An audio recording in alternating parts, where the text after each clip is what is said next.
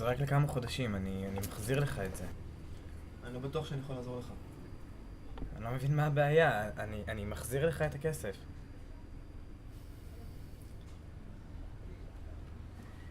אתה חייב לי את זה, אלון. זה מגיע לי, אני דורש את הכסף. זה מגיע לך? אל תיתן לי את הטון המתנשא הזה, אל תשחק לי אותה עכשיו באח הבכור, אוקיי? סליחה, אתם יכולים להיות יותר בשקט בבקשה? כן, סליחה. תראה, אני יודע בדיוק מה אתה חושב עליי ואתה על הזין שלי, אוקיי? אבל כל מה שאבא חסך עליי הוא הוציא עליך. ואני צריך את הכסף הזה. אתה מוכן להירגע כבר? את ההחלטות שלך אתה עשית, לא אני. אז תתמודד עם זה. תגיד לי, אתה לא מתבייש? אתה לא מתבייש? אתה פעם התמודדת עם משהו בחיים שלך בכלל? חוץ מללקק לשופטים בבית המשפט ולהציל אנסים? זה מה שעשית? זה ההתמודדות שלך? יופי, השחקן מבקר אותי.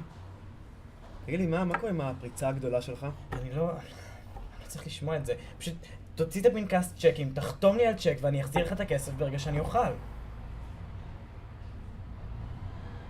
מה אתה בוהה בי? אין לי כסף לתת לך. תגיד לי, על מי אתה עובד? גיא, אין לי, אוקיי? אין. מה אין? מה אין לי? מה? מה, החליפות, המכוניות, החופשות? זה לא שלי. ממנו הכל? אני מחזיר לו. לאט לאט, אבל אני מחזיר לו. אני לא יכול לעזור לך, גיא, נו באמת.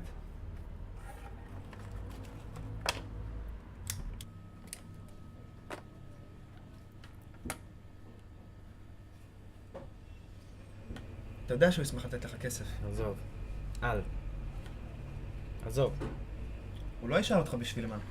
עזוב, אלון, אני לא מתכוון ללכת. עושה מזה כזה עניין, אלון, אלך. אני לא רוצה לראות אותו ולא לשמוע אותו. תפסיק להתנהג כמו ילד. אתה יודע כמה פעמים הוא שואל עליך? אתה יודע שברגע שתיכנס בדלת ישר תתחיל לבכות מהתרגשות? שישאל. 5 שנים, גיא. כמה זמן אתה מתכוון למשוך את זה? אתה יודע, הוא לא יהיה פה לנצח. אני לא אתחנן. אתה לא צריך להתחנן, אתה לא צריך להגיד כלום. רק תבוא.